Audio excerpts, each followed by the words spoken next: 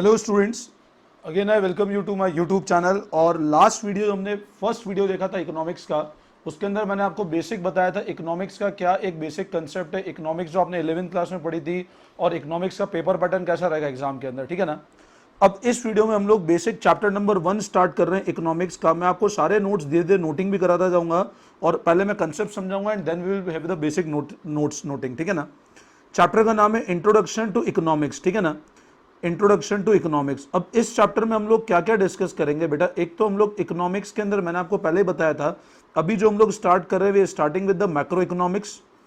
अब macro economics का जो फर्स्ट चैप्टर है, इसमें बेसिक इंट्रोडक्शन हम लोग मैक्रो इकोनॉमिक्स का डिस्कस करेंगे, जिसके अंदर हम लोग तो एक तो ये पढ़ेंगे what is meaning of macro economics, एक हम लोग माइक्रो और मैक्रो के डिफरेंस को पढ़ेंगे, then we will discuss scope of macro economics और सिग्निफिकेंस ऑफ मैक्रो इकोनॉमिक्स, ठीक है ना।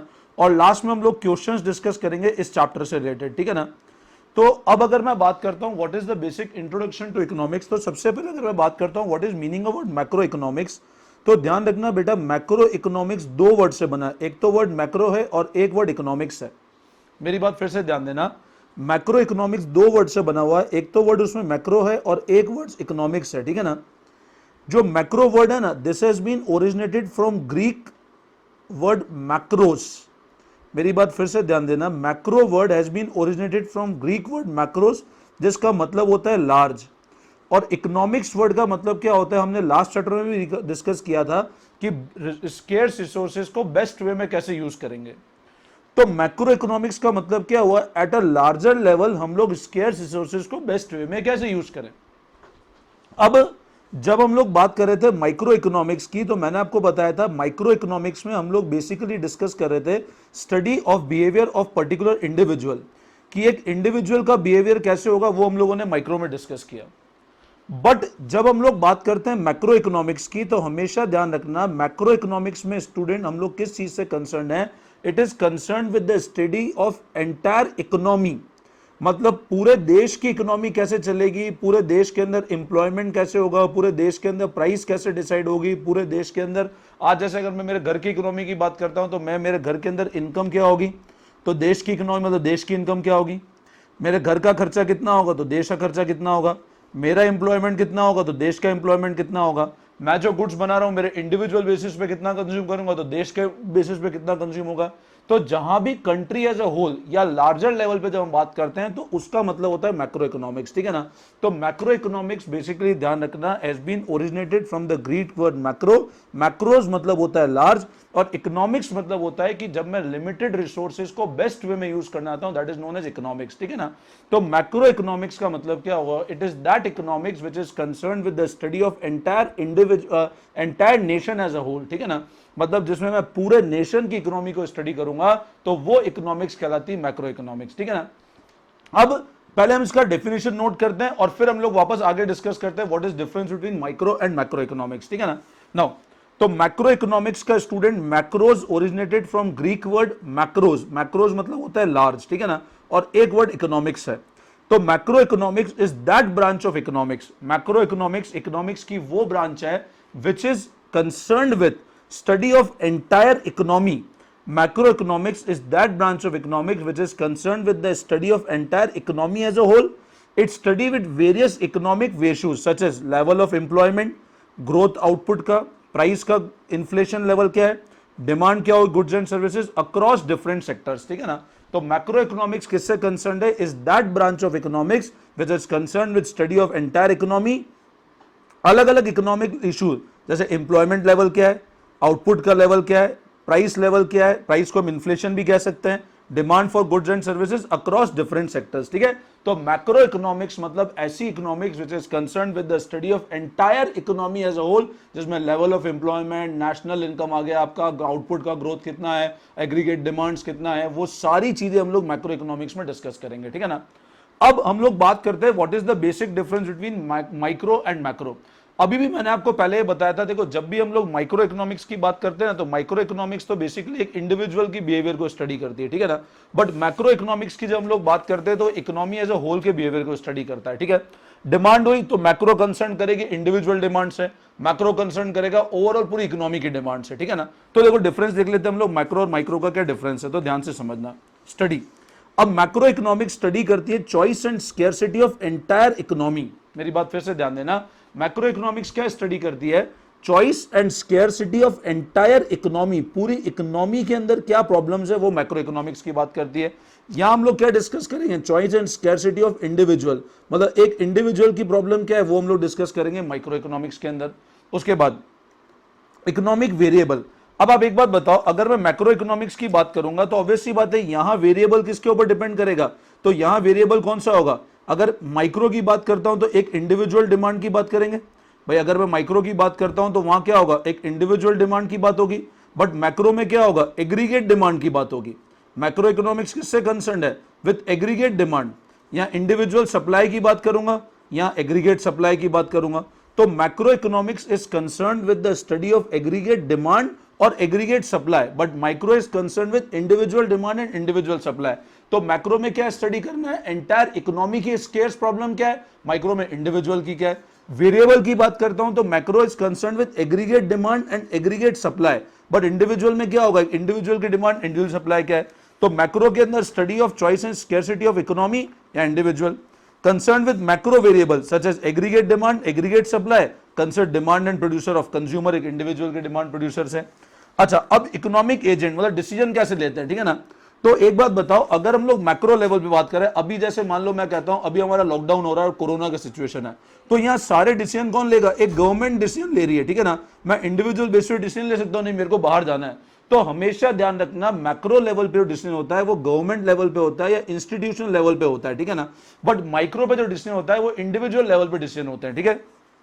तो इकोनॉमिक एजेंट मतलब डिसीजन कौन लेगा? तो यहां इंस्टीट्यूशन लेता है, यहां एक इंडिविजुअल इकोनॉमिक एजेंट लेगा डिसीजन, ठीक है ना। उसके बाद अगर मैं बात करता हूं नेक्स्ट कंसेप्ट की, डिग्री ऑफ एग्रीगेशन। अब आप एक बात बताओ, मैक्रो इकोनॉमिक्स हमेशा सारे यूनिट, आज जैसे मान लो मैंने कहा मेरे घर में कितनी कमाई है तो माइक्रो, लेकिन अगर मैं पूरे शहर की कमाई की बात करूंगा तो मैक्रो हो जाएगी। तो एग्रीगेशन मतलब क्या है? It is the aggregate of all economic units in economy, मतलब सारे के सारे को जोड़ेंगे तब मैक्रो बनेगा। बट माइक्रो कब बन जाएगा? Aggregate of only the firm producing same commodity, जो एक ही कमोडिटी बना रही है। जैसे आज मान लो मेरे जितने लोग हैं, राइस की इंडस्ट्री है तो सिर्फ राइस की बात करें तो माइक्रो लेवल हो गया। बट राइस, व्हीट, दाल, चावल, मैं सभी की बात करूंगा तो मैक्रो इकोनॉमिक्स की बात हो जाएगी, ठीक है ना। अब मैं बात करता हूं मैक्रो का क्या इशू है, क्या मेन प्रॉब्लम है। तो मैक्रो के मेन प्रॉब्लम क्या है कि यहां overall level of employment output से कंसर्न है। मैक्रो इज कंसर्न विद कि ओवरऑल एम्प्लॉयमेंट कितना रहेगा, पूरे देश में क्या आउटपुट रहेगा, पूरे देश का एम्प्लॉयमेंट क्या है। और मेरी बात करूं तो मैं सिर्फ क्या, मेरे रिसोर्सेज क्या होंगे। अब देखो, तो इसके बाद जो मैं डिस्कस करता हूं what is the basic problem in macro. अब सेंट्रल इशू का मतलब क्या हुआ? बेसिस पॉइंट है सेंट्रल इशू कि मेन मैक्रो में समस्या क्या है। तो समस्या क्या है? पूरे देश की समस्या है कि इंप्लॉयमेंट कैसे होगा, आउटपुट कैसे होगा, पॉवर्टी कैसे होगी, मतलब आप कोई भी प्रॉब्लम ले लो, ठीक है ना। ये तो इंक्लूसिव लिस्ट है। तो it is determination of overall level of employment और आउटपुट इन द इकोनॉमी। और यहाँ इंडिविजुअल क्या है, भैया मेरे पास जो पैसा है वो कैसे खर्च करूं, मेरा मेन प्रॉब्लम क्या है, या पैसा नहीं कमा रहा हूं तो कैसे कमाऊं, ठीक है ना। तो यहाँ इट इज मेन समस्या क्या है? Level of employment, level of output, और यहाँ रिसोर्सेज एलोकेशन, ठीक है ना। अब मैक्रो को what is the method of study, तो यहां मैंने बोला general equilibrium analysis. General analysis का मतलब क्या होता है? आज जैसे मान लो मेरे को मैक्रो लेवल पे स्टडी करना है तो मैं सिर्फ एक पर्टिकुलर घर को देख के स्टडी नहीं करूंगा, मैं पूरे के पूरे देश को देखूंगा कि देश की पोजीशन क्या है, ठीक है ना। आज इसके अंदर अमेरिका की पोजीशन भी आ गई, आज मान लो इंग्लैंड की पोजीशन भी आ गई। तो जनरल इक्विलिब्रियम मतलब क्या होता है कि ओवरऑल एंटायर इकोनॉमी को स्टडी करके हम लोग पता लगाएंगे इकोनॉमी में प्रॉफिट या नो प्रॉफिट नो लॉस कब आ रहा है। बट यहाँ क्या होगा? एक पार्शियल इक्विलिब्रियम, मतलब कोई यूनिट को स्टडी कर लूंगा तो ही मेरा काम हो जाएगा मेथड ऑफ स्टडी। बट यहां मेरे को पूरी इकोनॉमी को स्टडी करना पड़ेगा, यहां एक पर्टिकुलर यूनिट को स्टडी करूंगा तो ही मेरा काम हो जाएगा, ठीक है ना। अगला पॉइंट है व्हाट इज द लॉजिक्स। अब देखो, मैक्रो के लॉजिक यहां ट्रू नहीं है और यहां के लॉजिक यहां पे ट्रू नहीं है, ठीक है ना। तो logic of macro level may not be logics eight micro, और माइक्रो के लेवल मैक्रो पे ट्रू नहीं है। आज जैसे एक चीज बहुत बेसिक समझना, एक इंडिविजुअल है। अब एक इंडिविजुअल क्या करता है? इंडिविजुअल अपने, आज जैसे मान लो मैं हूं, मैंने बहुत अच्छी सेविंग कर रखी है। अब मैंने बहुत अच्छी सेविंग कर रखी है तो मेरे को क्या लगेगा? फ्यूचर में जाके मैं बहुत अच्छी डिमांड हो जाएगी। अब आप एक बात बताओ, डिमांड तो तब होगी ना जब पूरी इकोनॉमी डिमांड करेगी, और इकोनॉमी मतलब सभी लोगों ने सेविंग कर रही होगी। मेरा अजम्पशन क्या है कि अगर मेरी सेविंग अच्छी होगी तो मेरा डिमांड भी अच्छा बनेगा और आगे इकोनॉमी अच्छी चलेगी मेरी। बट आज जैसे मान लो, अभी की बात करता हूं, बेस्ट एग्जांपल है समझाने को। अभी आप एक बात बताओ, एक बंदा ऐसा है जिसकी सेविंग्स बहुत ज्यादा है, और अभी क्योंकि लॉकडाउन है तो कुछ बंदे ऐसे हैं जिनकी सेविंग्स बिल्कुल नहीं है। तो आप बताओ, वो जिसकी सेविंग ज्यादा है वो तो एक अच्छा लग्जरी लेवल जिएगा, और जिसकी सेविंग नहीं है वो एक नॉर्मल लेवल पे आके जिएगा। तो इंडिविजुअल सेविंग जहां एक बहुत बड़े वॉल्यूम पे, वो सोचेगा कि इकोनॉमी बहुत अच्छा चलेगी। बट अगर किसी बंदे की सेविंग बिल्कुल नहीं है तो उसका अगर, और मेजोरिटी कौन सी होगी जिनका सेविंग नहीं है, तो logic of macro is not true eight micro level. आज अगर पूरी इकोनॉमी के पास सेविंग होगी ना तो ही डिमांड बहुत अच्छी चलेगी। इंडिविजुअल ये सोच ले कि मेरे पास सेविंग अच्छी है, डिमांड हो जाएगी, दूसरे काम नहीं चलेगा। पूरी इकोनॉमी से एक देश चलता है, गेटिंग माय पॉइंट। तो सभी लोगों के पास पैसा होगा तो डिमांड अच्छी बनेगी। तो मैक्रो के लेवल के जो लॉजिक है वो माइक्रो पे ट्रू नहीं होंगे, और माइक्रो के कुछ लॉजिक है जो मैक्रो पे ट्रू नहीं हो सकते, ठीक है ना। तो देखो क्विक वे में रिवाइज कर लेते हैं। मैक्रो में स्टडी क्या करना है हमको, एंटायर इकोनॉमी को या इंडिविजुअल को स्टडी करना है। यहां वेरिएबल कौन से, डिमांड, एग्रीगेट सप्लाई। यहां हम लोग इंडिविजुअल डिमांड, इंडिविजुअल सप्लाई पे डिस्कस कर रहे हैं। यहां डिसीजन मेकिंग किसकी होती है, एक पूरे इंस्टीट्यूशन की होती है, पूरे देश को डिसाइड करना है। यहां एक इंडिविजुअल लेवल पे डिसीजन आता है। एग्रीगेशन, यहां एग्रीगेशन हमेशा चलेगा क्योंकि सब लोगों को जोड़ करके नतीजा निकलेगा। यहां इंडिविजुअल बेसिस पे ही चलेंगे हम लोग। यहां मेन समस्या क्या है, पूरे देश की समस्या, एम्प्लॉयमेंट, पॉवर्टी, आउटपुट, इन्फ्लेशन, कुछ भी हो सकता है। यहां हमको पैसा, रिसोर्सेज कैसे डिवाइड करना है, वो एक बेसिक समस्या है। मेथड ऑफ स्टडी क्या होगा, यहां पे एक पूरा जनरल लेवल पे स्टडी होगी, यहां एक इंडिविजुअल लेवल पे स्टडी होगी। और यहां के लॉजिक यहां ट्रू और यहां के लॉजिक यहां ट्रू हो, वो नेसेसिटी नहीं है, ठीक है ना। अब हम लोग अभी सिर्फ जितना पढ़ा पहले उस पर क्वेश्चन देखेंगे, फिर हम लोग आगे वाला टॉपिक को वापस डिस्कस करेंगे। नाउ अब देखो बेटा, जो अगला डिस्कस कर रहे हैं हम लोग वो ये डिस्कस कर रहे हैं, what is the scope and significance of macro economics. Scope मतलब क्या होता है, मैक्रो इकोनॉमिक्स का दायरा कितना बड़ा है, ठीक है ना। दायरा मतलब मैक्रो इकोनॉमिक्स का क्या ओवरऑल हम लोग कवर करेंगे, मतलब ये तुम ऐसा भी समझ लो एक तरह से ये तुम्हारा पूरा कोर्स कंटेंट है जो तुमको अपने क्लास 12th के अंदर पढ़ना है, ठीक है ना। इसको वैसा ही मान लो, ये पूरा कोर्स कंटेंट है which you need to study in class 12th, ठीक है ना। अब पहला क्या सिग्निफिकेंस है, और पहला मतलब जो मेन चैप्टर्स है, एक तो ये तो बेसिक हम लोग पढ़ रहे हैं। अब मेजर चैप्टर जो स्टार्ट होगा, सबसे पहले नेशनल इनकम और रिलेटेड एग्रीगेट्स को पढ़ना। नेशनल इनकम मतलब हम लोग ऐसे आगे डिस्कस करेंगे, बहुत इंपॉर्टेंट टॉपिक है कि एक कंट्री की इनकम कैसे डिसाइड होती है, जो रेजिडेंट कैसे अर्न करते हैं, ठीक है ना। और उसके क्या क्या एग्रीगेट है, जिसमें जीडीपी, जीएनपी, ये कुछ चीजें हम लोग डिस्कस करेंगे। एम्प्लॉयमेंट थ्योरी, ये कीन्स की थ्योरी हम लोग डिस्कस करेंगे आगे की, फुल एम्प्लॉयमेंट, वॉलंटरी एम्प्लॉयमेंट, ये सारी चीजें डिस्कस करेंगे। मनी कैसे प्रोड्यूस होता है, मनी कैसे मल्टीप्लाई होता है, बैंकिंग कैसे मनी प्रोड्यूस करती है, ये हम लोग थ्योरी ऑफ मनी में पढ़ेंगे। इसको थ्योरी ऑफ मनी और बैंकिंग भी कह सकते हैं हम लोग, ये बैंक और मनी की हम लोग सारी चीजें डिस्कस करेंगे, ठीक है ना। फिर जनरल प्राइस लेवल, मतलब कि हम लोग इन्फ्लेशनरी गैप, डिफ्लेशनरी गैप, क्या डिमांड सप्लाई की सिचुएशन है, मतलब ये बेटा आपको सिर्फ पॉइंट्स याद करने, ठीक है। ये आपका पूरा कोर्स कंटेंट है, चैप्टर आप लोग आगे 1 बाय 1 पढ़ेंगे। गवर्नमेंट बजट, मतलब गवर्नमेंट बजट कैसे बनाती है, कैसे गवर्नमेंट टैक्स कलेक्शन करती है, कैसे गवर्नमेंट अपने खर्चे करती है, गवर्नमेंट का क्या एक्सपेंडिचर है, गवर्नमेंट के क्या रेवेन्यूज हैं। बैलेंस ऑफ पेमेंट, मतलब फॉरेन के साथ गवर्नमेंट कैसे डील करती है, फॉरेन के साथ अकाउंट सेटलमेंट कैसे होंगे, वो बैलेंस ऑफ पेमेंट डिस्कस करेंगे। फिर हम लोग foreign exchange rate, foreign exchange rate मतलब हमारा विदेशों से कैसे संबंध है। आज मान लो मैंने बोला $1 40 का है, थोड़े टाइम बाद मान लो वो डॉलर हो गया 30 रुपए का, या डॉलर हो गया 60 रुपए का, तो ये क्यों चेंज है, इससे एक्सपोर्टर इंपोर्टर को क्या फायदा है, क्या इंपैक्ट है। तो ये एक ओवरऑल स्कोप है आपका मैक्रो इकोनॉमिक्स के अंदर, ठीक है ना। तो आपको मेन क्या करना है बेटा, ये सारे टॉपिक के नाम याद रखने हैं। नेशनल इनकम, रिलेटेड एग्रीगेट हम लोग पहला टॉपिक पढ़ेंगे।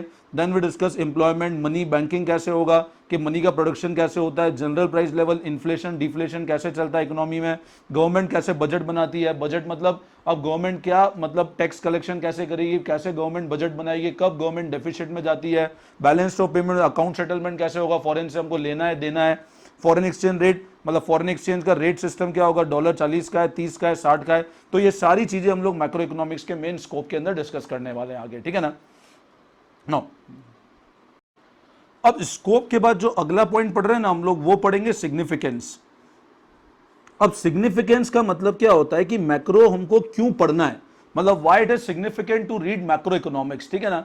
तो क्यों पढ़ना है, ताकि हमको पूरी इकोनॉमी समझ में आए। तो 1 बाय 1 समझना, इसको भी बेटा याद करना पड़ेगा। मैं आपको सारा पीडीएफ इस YouTube के डिस्क्रिप्शन बॉक्स में, इस वीडियो के डिस्क्रिप्शन बॉक्स में आपको सारा पीडीएफ मिल जाएगा। प्लस मैं आपको अभी बेसिक क्वेश्चन कराऊंगा टीआर जैन वीके ओरी के, आपको वो क्वेश्चंस के भी पीडीएफ में इस डिस्क्रिप्शन बॉक्स में लगा दूंगा, ठीक है ना।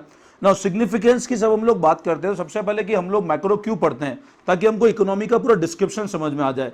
जब नेशनल इनकम समझ आ जाए, अनएम्प्लॉयमेंट समझ आ जाए, गवर्नमेंट बजट का समझ आ जाए, road map of growth and development, मतलब ग्रोथ एंड डेवलपमेंट का क्या, कैसे बढ़ेगा ग्रोथ डेवलपमेंट, जिसमें इकोनॉमी का पॉलिसी है, ग्रोथ की क्या पॉलिसी है गवर्नमेंट की। जैसे आप समझते हो ना, अलग अलग पॉलिसी चलती है गवर्नमेंट की, मनरेगा पॉलिसी चलती है, प्रधानमंत्री उज्ज्वल योजना चलती है, ठीक है ना। तो मैक्रो इकोनॉमिक्स पढ़ने की नेसेसिटी क्यों है? तो पहला तो क्योंकि हमको पूरी इकोनॉमी समझ में आए, अगला हमको ग्रोथ एंड डेवलपमेंट का पूरा रोड मैप समझ में आ जाए कि हमको कैसे आगे रोड ग्रोथ एंड डेवलपमेंट करना है। नेक्स्ट होता है इकोनॉमिक स्टेबिलिटी, कि इकोनॉमिक स्टेबल कैसे होगी, जिसमें कुछ बेसिक पॉलिसी होगी, मॉनेटरी पॉलिसी होगी, फिस्कल पॉलिसी होगी गवर्नमेंट की, जिसके थ्रू इकोनॉमी की स्टेबिलिटी आएगी, ठीक है ना। बैलेंस ऑफ पेमेंट को स्टडी करना पड़ेगा कि गवर्नमेंट एक्सपोर्ट इंपोर्ट कैसे कर रही है, गवर्नमेंट क्या प्लानिंग कर रही है एक्सपोर्ट इंपोर्ट के लिए। Problem of poverty and environmental pollution, macro level पे क्या प्रॉब्लम है पॉवर्टी की, अपने को क्या एनवायरमेंटल, मतलब ये सब पॉइंट्स बेटा याद करने के, मतलब मैं इनके अंदर बहुत ज्यादा आपको एक्सप्लेन कर नहीं पाऊंगा। हम लोग हमको ये पढ़ रहे हैं कि क्या सिग्निफिकेंस है मैक्रो का, हमको क्यों पढ़ना है मैक्रो, ठीक है ना, ताकि ये सब चीजें सॉल्व हो, इकोनॉमी का डिस्क्रिप्शन समझ आए, ग्रोथ डेवलपमेंट कैसे होगा वो समझ आए, इकोनॉमी स्टेबल कैसे रहेगी, कैसे बीओपी वर्क करेगा, मतलब अकाउंट सेटलमेंट कैसे होगा फॉरेन से हमारा, पॉवर्टी इन्वायरमेंटल पोल्यूशन, मतलब हमको पॉवर्टी और इन्वायरमेंटल पोल्यूशन के गवर्नमेंट को क्या पॉलिसी बनानी है मैक्रो लेवल पे। और last is concern with policy formation, जिसमें ग्रोथ एंड डेवलपमेंट की पॉलिसी क्या होगी, to frame the policy through which economy remains stable. तो ये एक बेसिक आप थ्योरी के लिए ध्यान रखना, एक दो बार रीड करोगे तो बहुत है, बाकी एग्जाम में कोई डायरेक्ट क्वेश्चन इस पैटर्न पे आते नहीं है, बट एक बेसिक आपको आइडिया होना चाहिए मैक्रो का क्या हम लोग आगे बेसिक डिस्कस करने वाले हैं, ठीक है ना। तो ये पॉइंट मैंने इसलिए आपको समझाया। अब हम लोग इस पैटर्न पे कुछ बेसिक एमसीक्यू क्वेश्चन लेते हैं। इस चैप्टर में से मेन एमसीक्यू आने का चांस है, बड़े क्वेश्चन आने का चांस नहीं है। मैं basic MCQ question TR Jain VK Ohri की बुक के करा रहा हूं आपको। स्टूडेंट अगर आपके पास बुक नहीं है, आप ये क्वेश्चन सिर्फ रीड भी कर लोगे ना वीडियो में तो भी इनफ है, ठीक है ना। नेक्स्ट चैप्टर और नेशनल इनकम से तो मैं आपको सारा वीडियो के पीडीएफ अटैच करके दे दूंगा, ठीक है ना। Now macro economics is concern with level of output of goods and services in the economy, general level of price changes, GDP growth, all of these. तो मैक्रो इकोनॉमिक्स में सारी चीज आ गए, इकोनॉमी भी आ गया, जनरल प्राइस चेंजेस भी आ गए, जीडीपी भी आ गया, ऑल ऑफ दीज। तो आंसर होगा ऑल ऑफ दीज, ठीक है ना। Study of general price level is subject matter of, अब general price level, individual price होगा तो micro, but general price level subject of macro economics. Aggregation, अब aggregation individual level पे aggregation होगा नहीं, तो aggregation is normally involve in macroeconomics. Economic agent में कौन होगा, government, consumer, producer, all of these. तो it is all of these. Which of the following statement is associate general equilibrium analysis. तो general level पे क्या है, study, it is a method of study in micro, method of study in macro, no change in labor, none of these. तो it is point number B, that is method of study in macroeconomics, ठीक है ना। तो ये एक basic हमने MCQ question discuss किए हैं। फिर डिफाइन मैक्रो, ये तो आपके पास बुक हो, तो मैक्रो इकोनॉमिक्स का मतलब क्या होता है, study of economic relation, problems और level of economy as a whole, ठीक है ना। Micro is study of economic relation of a particular consumer, producer या इंडिविजुअल, ठीक है ना। तो ये अब आगे वाले क्वेश्चन नीड नहीं है इस चैप्टर में कराने की, बहुत बेसिक क्वेश्चंस हैं। तो चैप्टर नंबर 1 ये हमारा बेसिक इंट्रोडक्शन पार्ट इस वीडियो के साथ हमारा कंप्लीट होता है। बेटा अगर आपको समझ आया हो तो do like the video, share करें, और हम लोग